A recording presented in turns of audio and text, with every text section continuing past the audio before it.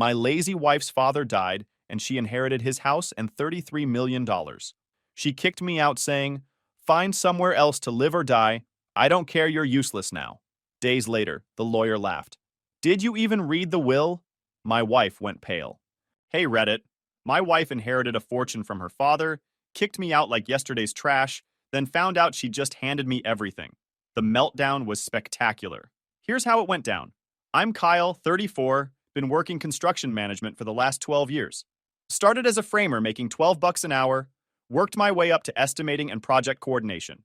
Nothing glamorous, but honest work that pays the bills and doesn't require pretending to be someone I'm not. My wife Vanessa never worked a day in her adult life, and I mean that literally. When we met at a friend's barbecue 9 years ago, she was 23 and taking time to figure out what she wanted to do. That figuring out phase somehow stretched into a full-time career of doing absolutely nothing productive. She'd wake up around 11, spend 2 hours on her phone in bed, then migrate to the couch for reality TV marathons. Her daily exercise consisted of walking from the bedroom to the kitchen to complain that I hadn't bought the right brand of yogurt, the wrong brand being whatever brand I'd actually purchased. Every morning I'd leave for work at 6, she'd still be asleep. Every evening I'd come home at 6, she'd be exactly where I'd left her that morning. Same spot on the couch, same pajamas, same vacant expression, while watching strangers renovate houses or compete for roses. "How was your day?" I'd ask, already knowing the answer. Exhausting. I had so much to do. The so much included watching 4 hours of reality television, scrolling through social media for 3 more hours, and maybe, if she was feeling particularly ambitious, running the dishwasher I'd loaded the night before. Her father, Walter, made his fortune in commercial real estate development. Started with a single office building in the 80s, turned it into an empire worth north of $30 million by the time he hit 70. The man understood business, property values, and apparently his daughter better than anyone gave him credit for. Vanessa grew up in that mansion on Ridgemont Hill, the kind of place with a circular driveway, columns that served no structural purpose, and enough square footage to house a small village. Her childhood was private schools, summer camps in Switzerland, and the general belief that money appeared magically whenever she wanted something. Walter paid for our wedding, bought us a house, and covered Vanessa's credit card bills for the first 5 years of our marriage. I tried refusing his help multiple times, but he'd just wave me off saying family took care of family. Should have realized he meant I was family, not necessarily his daughter. The thing about marrying someone who's never had to work for anything is they don't understand what work actually means. I'd come home after 10 hours on a job site, covered in drywall dust, and she'd be irritated that I was late for dinner. Dinner being leftover takeout from yesterday that she'd reheated poorly. "You're always working," she'd complain. Like my job was some hobby I chose, over spending quality time watching her scroll through social media. "Someone has to pay the mortgage," I'd reply, even though technically Walter had paid off the mortgage as a wedding gift. "My dad pays for everything anyway. Why do you even bother?" That sentence right there summed up Vanessa's entire worldview. Work was pointless because daddy had money.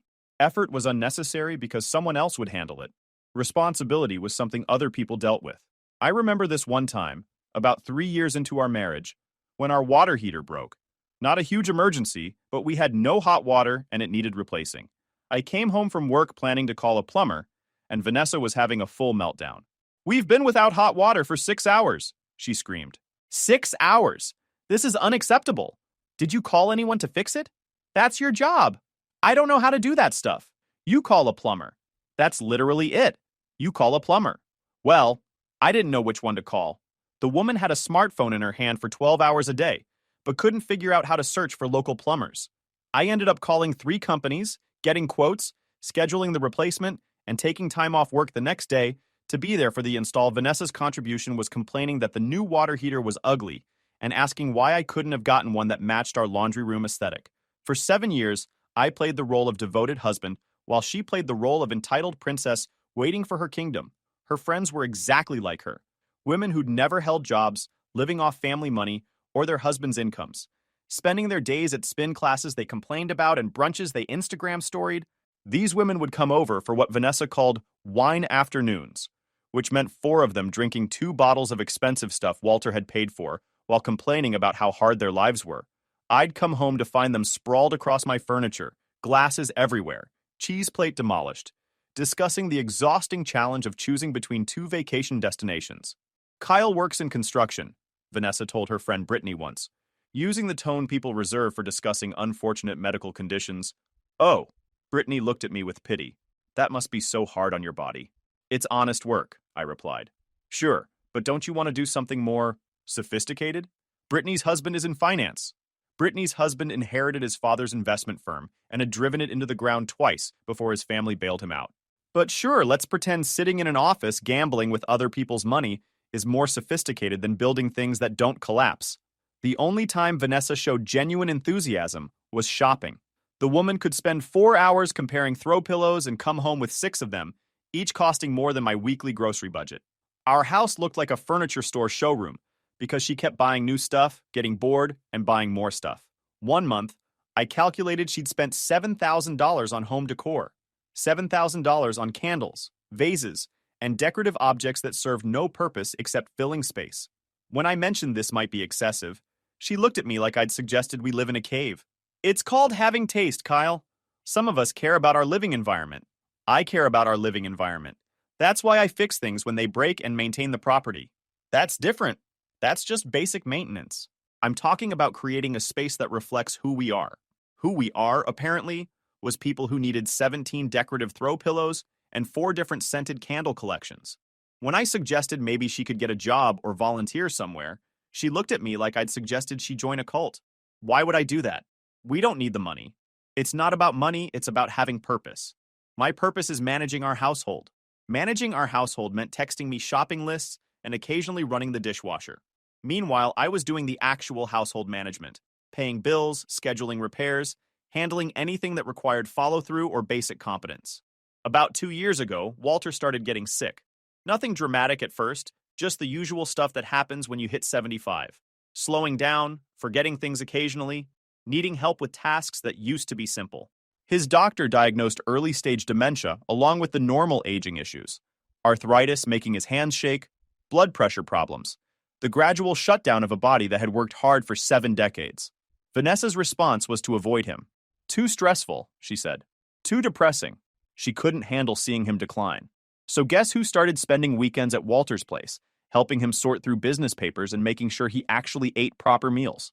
The first time I showed up, Walter was trying to make breakfast and had burned his toast so badly the smoke alarm was going off. He was standing in the kitchen, confused about why the alarm wouldn't stop, holding a spatula like it might have answers. Walter, you okay? I asked, opening windows to clear the smoke. Kyle, what are you doing here? He looked embarrassed. I was just making breakfast. How about I make breakfast and you tell me what you want? We fell into this routine. I'd show up Saturday mornings with fresh ingredients from the grocery store, actual food, not the frozen meals he'd been surviving on, and we'd cook together. Well, I'd cook while he supervised and told me stories. Walter and I developed this relationship where I'd show up Saturday mornings with breakfast sandwiches from this diner he loved, and we'd sit in his study going through files or just talking. He told me stories about building his business, about the mistakes he'd made, about his regrets regarding how he'd raised Vanessa.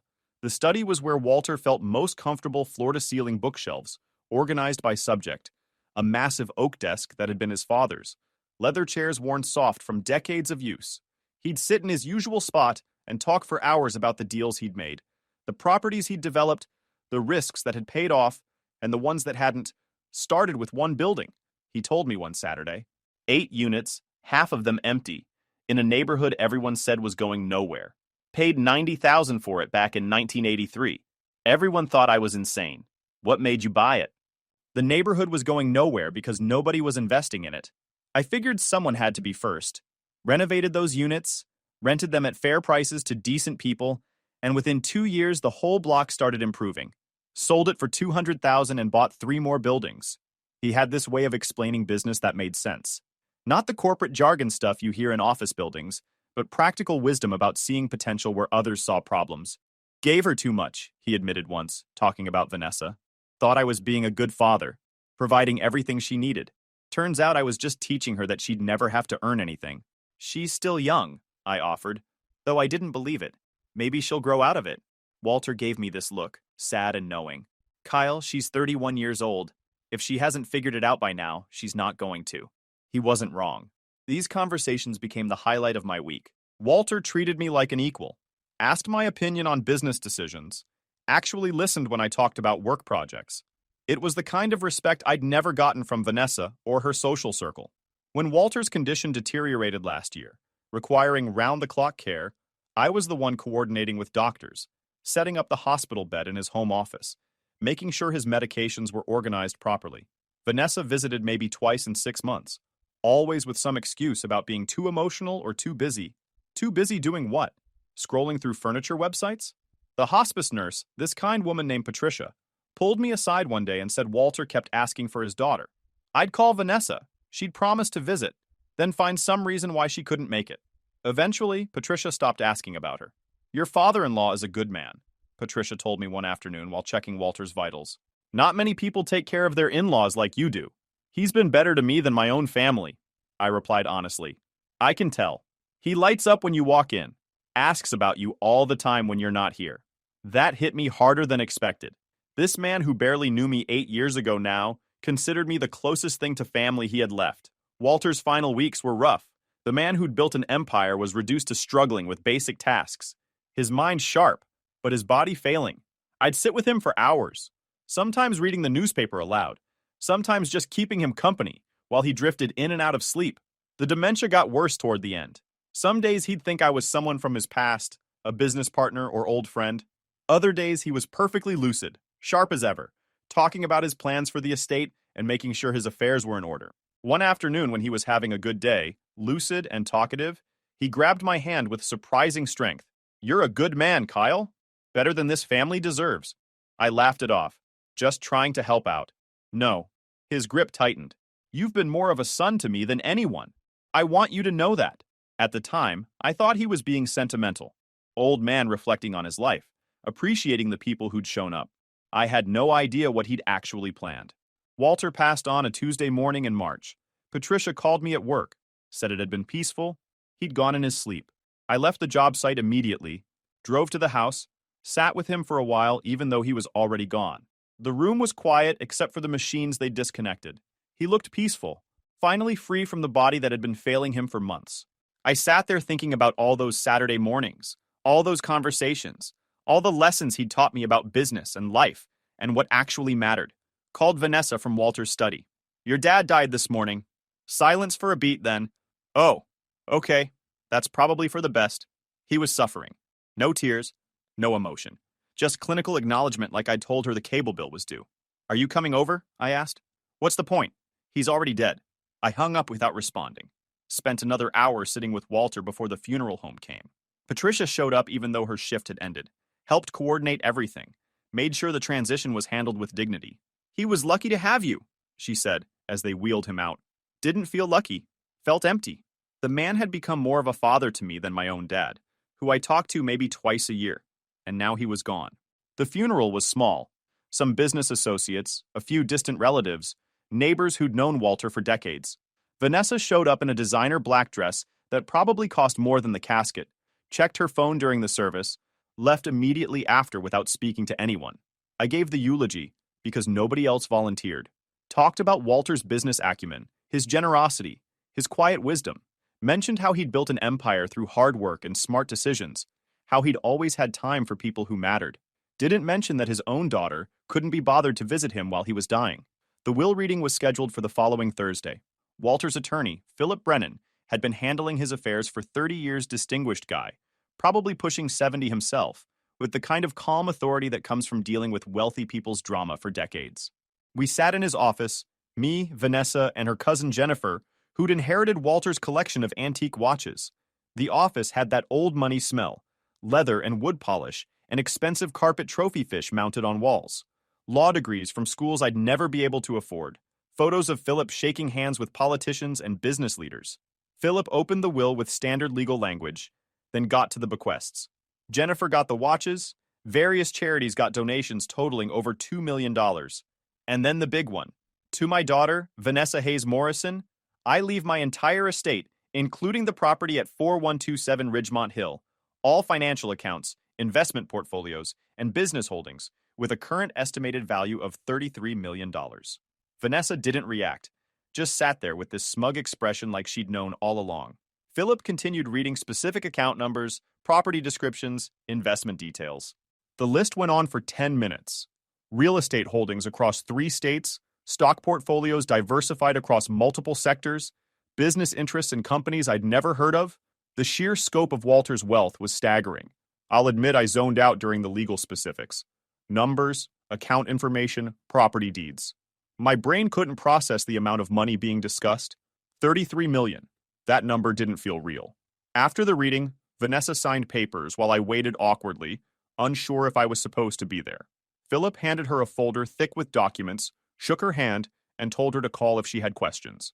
In the car, Vanessa was already on her phone, texting her friends, 33 million, she said, not looking up.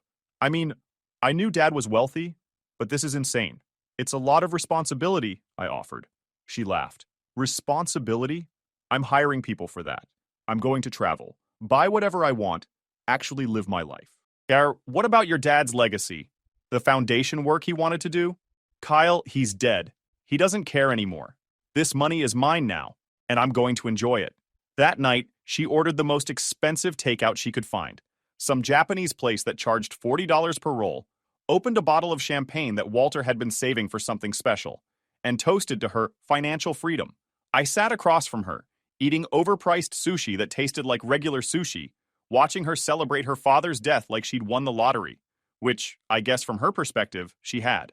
We should probably meet with a financial advisor, I suggested. Make sure we're managing this properly. She rolled her eyes. We? Kyle, this is my inheritance. Right, but we're married. It affects both of us. It affects me. You're just along for the ride. The next few days were surreal. Vanessa started shopping like she was trying to single-handedly stimulate the economy. New car, a Range Rover that cost more than I'd made in 2 years. New furniture, she hired some designer who charged $10,000 just for the consultation. New wardrobe, I watched her credit card statement climb past $20,000 in clothing purchases. She hired an interior designer to redo the entire house we lived in, then decided she'd rather just move into Walter's mansion instead. Fired the designer, lost the deposit, didn't care because what was $15,000 when you had $33 million? We're moving to Ridgemont? I asked. I'm moving. You can come if you want. That sentence should have been my warning sign, but I was still processing everything. Walter's death, the inheritance, Vanessa's sudden shift into full-blown narcissism mode. Her friends started treating her differently. Suddenly, she was the center of every social gathering, the one everyone deferred to, the person whose opinion mattered most. Money does that. Changes how people see you, even when you haven't changed at all. Brittany, who used to subtly look down on Vanessa for not having her own wealth, was now asking for investment advice from a woman who'd never balanced a checkbook in her life. By the following Monday, she'd already moved most of her stuff to the mansion. I was still at our house, finishing up a project deadline, planning to move my things that weekend. Wednesday night, I came home from work to find all my belongings in garbage bags on the front porch. Clothes, toiletries, my laptop, random items from my desk.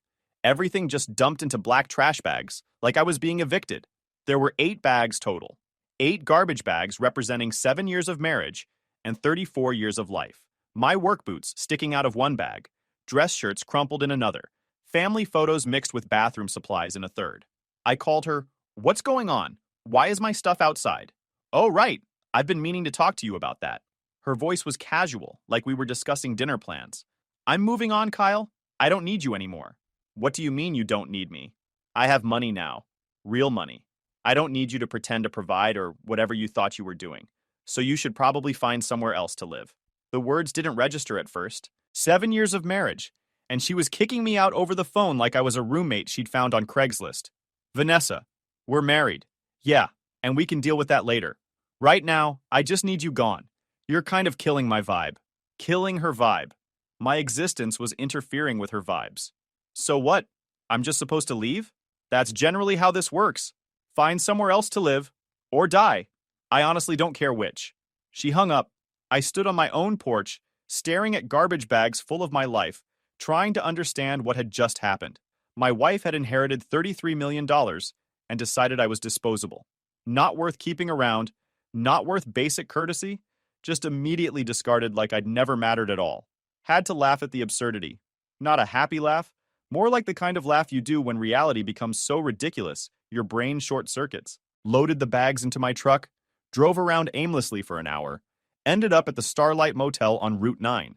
$45 a night, flickering neon sign where half the letters were burned out. vending machines that only accepted exact change.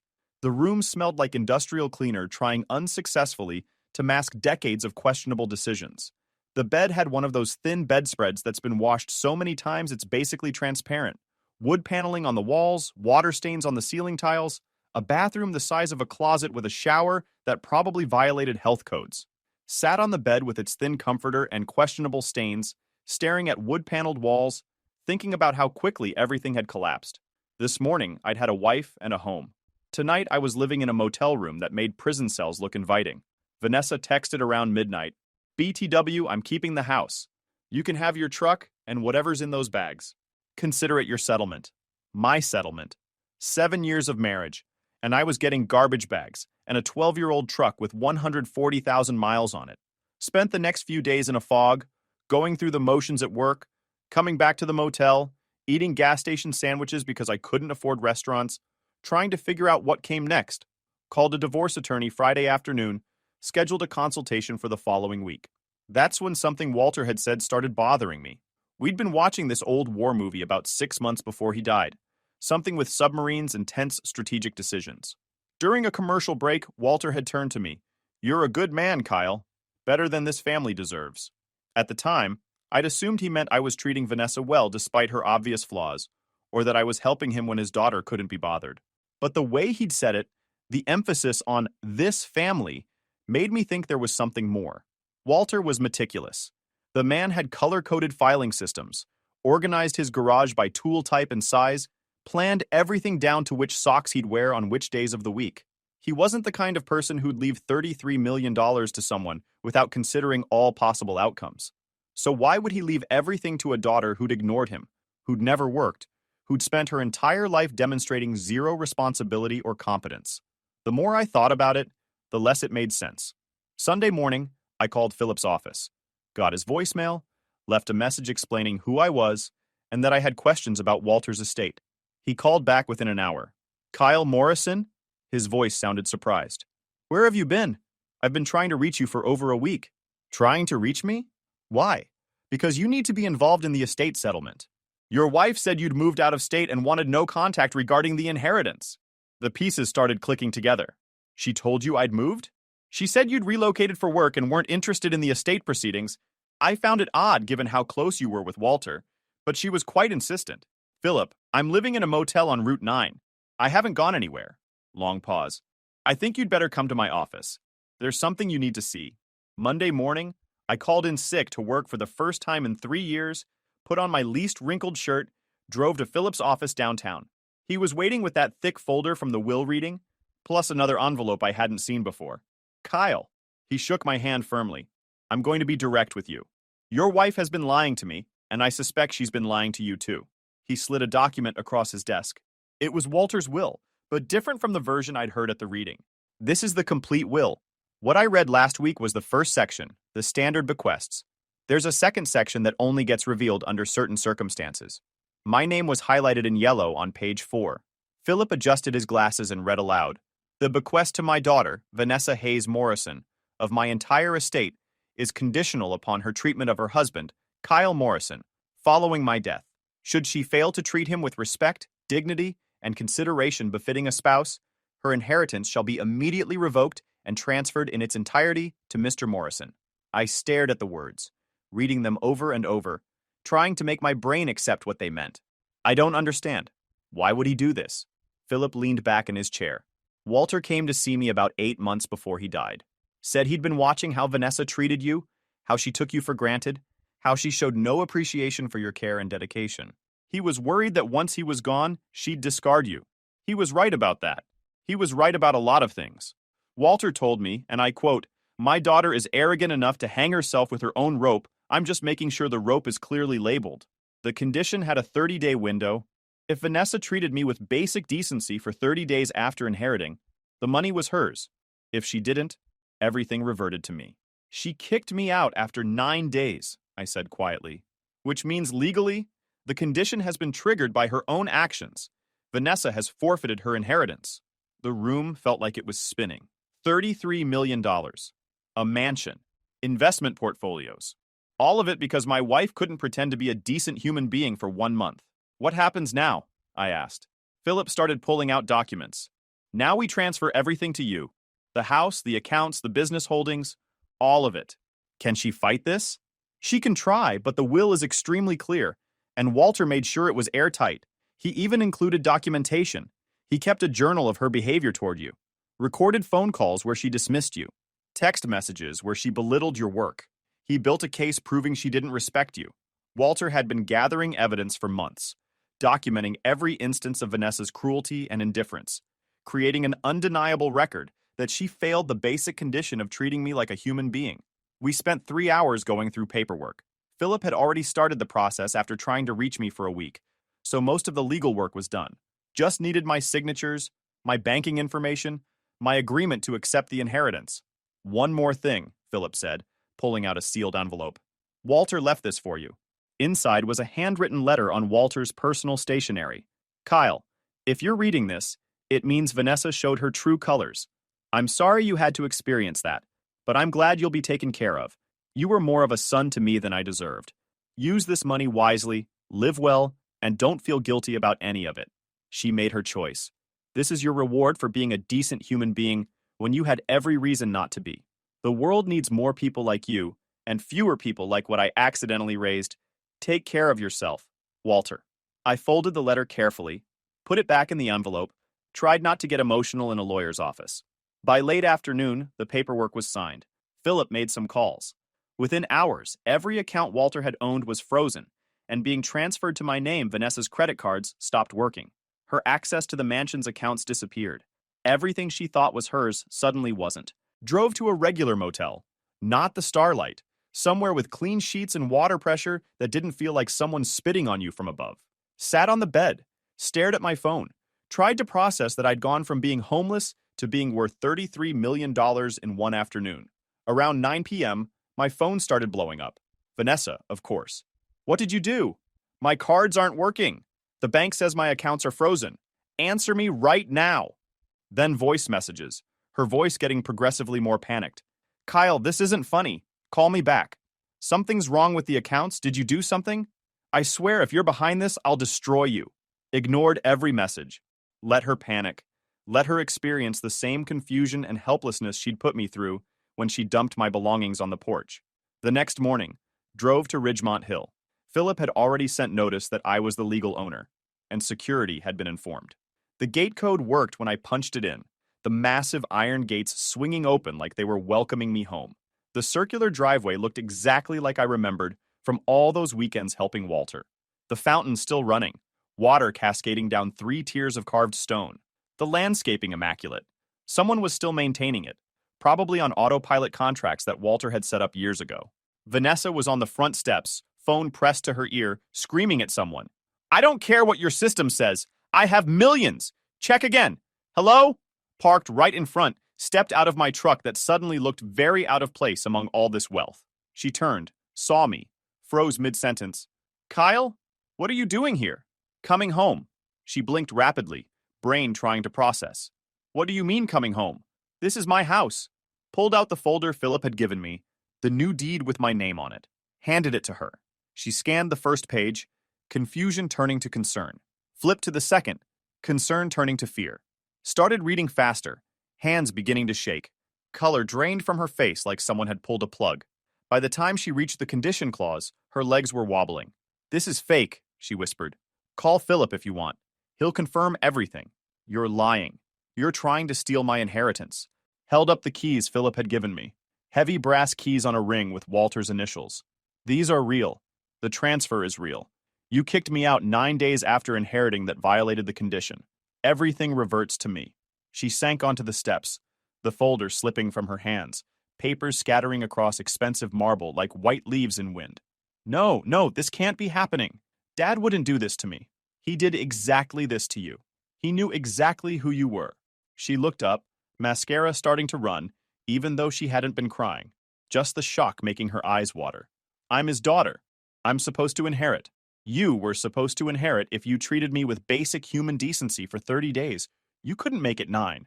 This isn't fair. The irony was perfect. The woman who told me to find somewhere else to die was now claiming life wasn't fair. You could have had everything, Vanessa. All you had to do was not be cruel for 1 month. Walter gave you every opportunity to be a decent person. She started scrolling through her phone frantically. I'm calling my lawyer. This is wrong. He can't just change his will like this. He didn't change his will. This was always the will. You just never bothered to read past the first section. Vanessa tried standing, wobbled, sat back down. Watched her face as reality set in. The mansion belonged to me. The accounts belonged to me. The money, the investments, the business holdings, all of it, because she'd told me to find somewhere else to die. What am I supposed to do? She asked, voice small for the first time in years. I don't know. Get a job, maybe? Find somewhere else to live? Recognition flashed in her eyes. You're quoting me. You told me to find somewhere else to live or die. So yeah, I'm quoting you. Consider it returned wisdom. She started crying for real then. Not grief crying or remorse crying. Angry crying. The kind of tears that come when someone who's never faced consequences suddenly has to face all of them at once. I'm your wife. You can't just take everything. I'm not taking anything your father gave it to me. You throwing me out just made it official. Stood there watching her fall apart on the steps of a mansion that used to be hers, feeling absolutely nothing. No satisfaction, no revenge, no victory. Just emptiness where 7 years of marriage used to be. I'll fight this, she said between sobs. I'll sue you. I'll prove he wasn't mentally competent when he wrote this. He wrote it 8 months before he died. Medical records show he was completely sound. He recorded everything, Vanessa. Every mean comment, every dismissive text, every time you couldn't be bothered to visit him. He built a case proving you failed the condition. She looked up, understanding finally clicking. He was testing me? He was giving you a chance. You failed. Left her there on the steps, walked into the mansion like I owned it. Because I did. The place was exactly how Walter had kept it. Vanessa hadn't changed anything yet, probably too busy shopping to bother with actual decisions. His study still had his books organized by subject, business on the left, history in the middle, biographies on the right. His desk was clear except for a photo of him and his late wife on their wedding day. Sat in his leather chair, looked around at $33 million worth of life, tried to figure out what came next. Philip called that afternoon. I heard from Vanessa's attorney. They're requesting a meeting to discuss settlement options. She has nothing to settle with. I know. But they're going to try just want you prepared. The meeting happened 2 days later at Philip's office. Vanessa showed up with some attorneys she'd scraped together. Probably the first one who'd take her call without a retainer. Young guy, maybe 30, wearing a suit that was trying too hard. The kind of lawyer who advertises on bus benches. Her lawyer was clearly out of his depth. Started with aggressive posturing about undue influence and questionable testamentary capacity, terms he'd probably just learned last night. Philip let him talk for 5 minutes, then slid a folder across the table. This is Walter Hayes' medical evaluation from 2 weeks before he modified his will. Completely sound. This is the journal he kept documenting his daughter's treatment of her husband. This is testimony from the hospice nurse about who actually visited during his final months. This is Roy. Okay, we get it, the young lawyer interrupted. Do you? Because your client seems to think she has a case when she actually has nothing. We sat there in uncomfortable silence. Vanessa wouldn't look at me. Just stared at the table, probably realizing her $33 million fantasy had evaporated like morning dew on hot pavement. What if we negotiate? Her lawyer tried. Split the estate 50-50? Philip didn't even dignify that with a response. Just stared until the lawyer squirmed in his cheap suit. Okay, what if... Your client violated a clearly stated condition, Philip said. The will is explicit. Her options are accept the outcome or waste money on a lawsuit she'll lose. Vanessa finally spoke. What about the house? Can I at least have the house we lived in together? The house Walter had bought us, paid off, and put in his name to avoid tax complications. That house. That property is part of the estate, Philip explained patiently. It belongs to Kyle now. So I get nothing? You get exactly what you told him to have nothing. The meeting ended without resolution, because there was nothing to resolve. Vanessa had gambled her entire inheritance on me being too weak or too dependent to challenge her. She'd lost spectacularly. Filed for divorce the following week, Vanessa tried claiming she deserved spousal support, but Colorado is an equitable distribution state. Since the inheritance wasn't marital property, and she'd voluntarily ended the marriage by kicking me out, she had no claim to anything. The divorce took 6 months to finalize. 6 months of Vanessa fighting over every detail, trying to prove she deserved something, anything, from the wreckage of her own choices. Her lawyers kept trying different angles. Emotional distress, wrongful termination of marital benefits, claims that I'd manipulated Walter. All of it went nowhere because the evidence was overwhelming. Walter's journal had hundreds of entries documenting Vanessa's behavior. Phone recordings of her dismissing me, text messages where she called me useless, testimony from Patricia, the hospice nurse, statements from neighbors who'd watched me care for Walter while Vanessa partied with her friends. She ended up moving in with her cousin Jennifer, the one who'd inherited the watch collection. Last I heard, she was working retail at a department store in the mall, dealing with the kind of customers who'd probably treated her like garbage when she was on the other side of the counter. The karmic justice was almost too perfect. Vanessa still sends messages occasionally, usually around holidays or when she needs money. Always some variation of, that inheritance should have been mine, or, you stole my father's legacy. Never respond. Nothing left to say to someone who thought love came with conditions, but inheritance didn't. Walter understood something most people don't. You can't teach humility by giving someone everything. You teach it by showing them exactly what they had and making them watch it disappear because of their own choices. He gave Vanessa $33 million. She chose cruelty over decency and lost everything. Meanwhile, I'm living in a mansion I never wanted, managing money I never expected, running a foundation honoring a man who was more of a father to me than my own. Guys, we are so close to hit 100,000 subscribers on this channel. If you are not subscribed to the channel, please consider subscribing. It really helps hit that 100,000 mark. Thanks for making this dream come true.